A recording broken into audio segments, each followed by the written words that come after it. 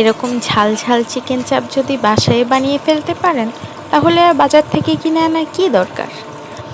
প্রথমে আমি 2টা লেগ পিস খুব ভালো করে ধুয়ে পরিষ্কার করে নিয়ে এখানে 1 পিস লেবু চিপে দিয়েছি, 2 চামচ টক দই, 2 চামচ আদা রসুন বাটা, মরিচের গুঁড়া, হলুদের গুঁড়া, জিরা গুঁড়া এবং চাট মশলা দিয়ে একটু টমেটো কেচাপ এবং একটু লবণ এবং সয়া সস দিয়ে খুব ভালো করে ম্যারিনেট করে রেখে দিব 2-3 ঘন্টা পর্যন্ত।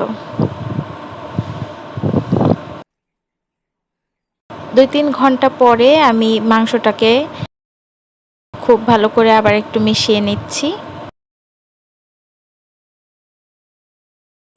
মেশানো হয়ে গেলে আমি একটা পাত্রে একটু বেসন নিয়ে নিয়েছি, বেসনের মধ্যে মাংসটাকে একটু ডুবিয়ে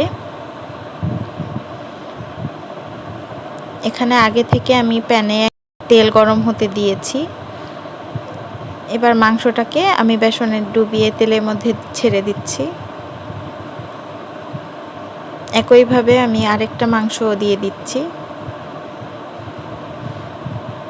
এভাবে লো হিটে উল্টিয়ে নেড়ে চেড়ে একদম লাল লাল করে ভেজে নিব। এই চিকেন চাপটা খেতে এত বেশি মজা, এটা একবার বাসায় বানিয়ে খেলে আর দোকান থেকে এনে খাওয়া লাগবে না।